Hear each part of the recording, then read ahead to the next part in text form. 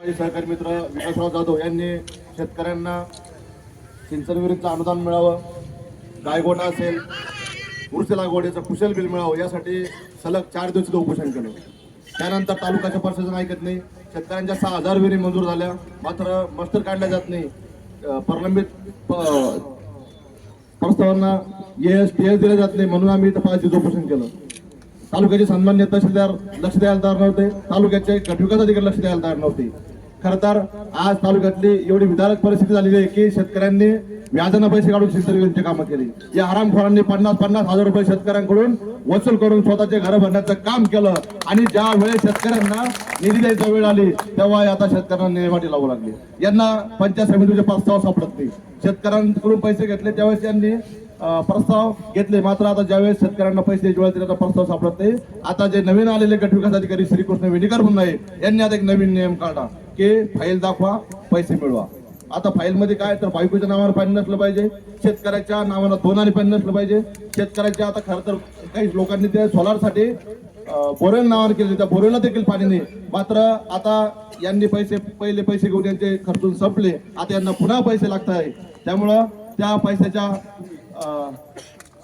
पैशासाठी यांनी पुन्हा शेतकऱ्यांचे कामं अडवण्याचा विडा उचललेला आहे.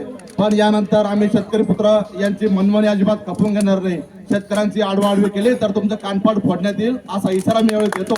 आणि आम्हाला दाबण्याचा प्रयत्न इथले राजकीय प्रस्थापित नेते असतील, संबंधित अधिकारी असतील, यांनी कदापि करू नये. कारण शेतकरी आता जागे झाला आहे, शेतकरी न्याय हक्कासाठी आता एकत्र येतोय.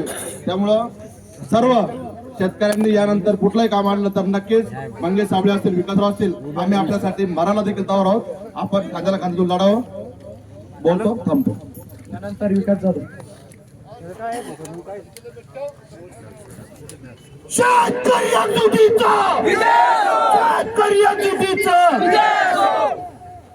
या ठिकाणी उपोषण करत असताना त्या ठिकाणी मंगेश साबळे हे या उपोषणाला पाठिंबा देण्यासाठी आले.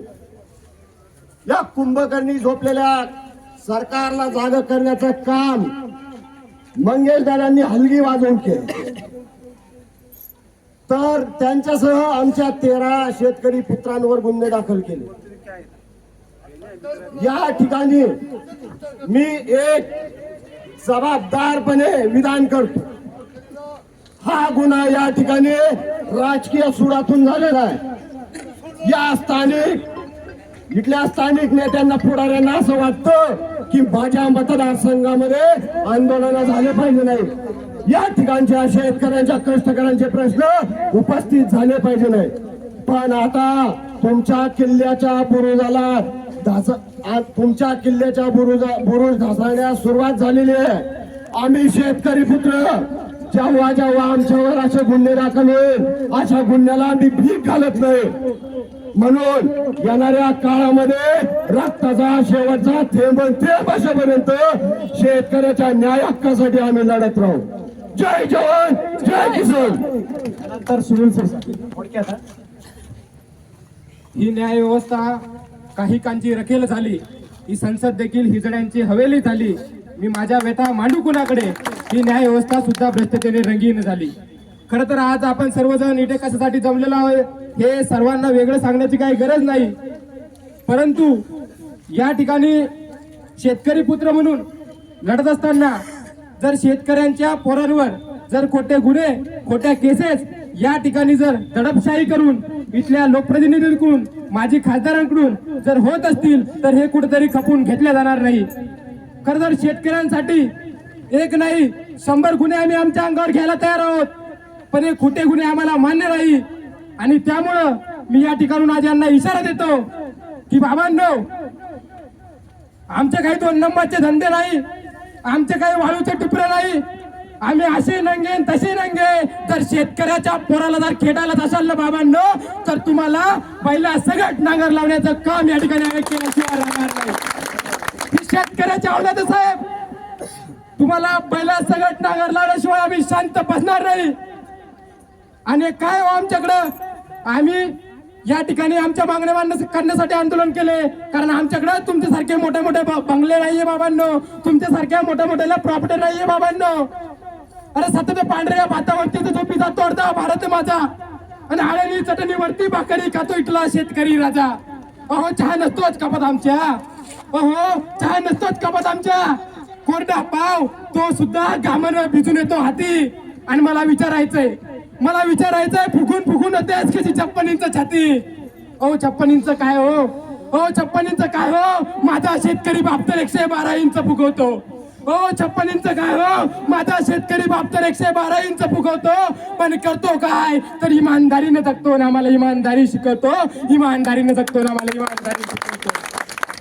हो माझ्या शेतकरी बाबाचं आर्थिक बजेट बिघडू नये म्हणून संपत आलेल्या साबणाची चिपळी नव्या साबणाला चिपकावून वापरणारी आमच्या यस्तेच किती साधी. आणि मी चहा विकला असं सांगून लाखोंचा कोट घालतात मोदी. हो कुठला चायवाळा सांगा लाखोंचा कोट घालतो का, कुठला चायवाळा सांगा लाखोंचा कोट नसतो का. हो विकला असेल चहा म्हणून काय देश विकायचा असतो का, हो विकला असेल चहा म्हणून काय देश विकायचा असतो का. खर तर एसीतला आणि मेट्रोतला प्रवास फक्त श्रीमंतीचाच होतो आणि गरिबी राहते तशीच मांग जनरलचा डब्बा भरून, गरिबी तशीच राहते मांग जनरलचा डब्बा भरून. इथल्या संपूर्ण तालुक्यातील महाराष्ट्रातील मराठवाड्यातील संपूर्ण शेतकऱ्यांना एक मराठवाड्याचा पुत्र म्हणून विनंती करेल की बाबांनो आम्ही या ठिकाणी लढतोय, आमच्यासारखं कुणी लढलं नाही पाहिजे म्हणून या ठिकाणी आज आमच्यावर खोटे गुन्हे दाखल होत आहे. परंतु मी या ठिकाणी सर्वांना विनंती करेल की एक माणूस मिळून 100 पावलं चालला काय, एक शेतकऱ्याचा पोरग मिळून 100 पावलं चाललं काय याने काही फरक पडत नाही. पण जेव्हा 100 शेतकरी मिळून एक पाऊल टाकतात ना तेव्हा क्रांती घडत असते मित्रांनो. आणि क्रांती आपल्याला आता घडवायचे. एवढंच बोलतो आणि थांबतो. जय जवान जय किसान. यानंतर सर्व शेतकरी खाली बसून घ्या. या साईडचे आपल्याला मंगेश दादा मार्गदर्शन करणारे. 10 मिनिटं सर्वांनी खाली बसून घ्या. या ठिकाणी हे आमचे काही माजी खासदार आहे आणि मंगेश भाऊ भाषण करताना आणि मीडियात सांगताना सांगता सिल्लोडच्या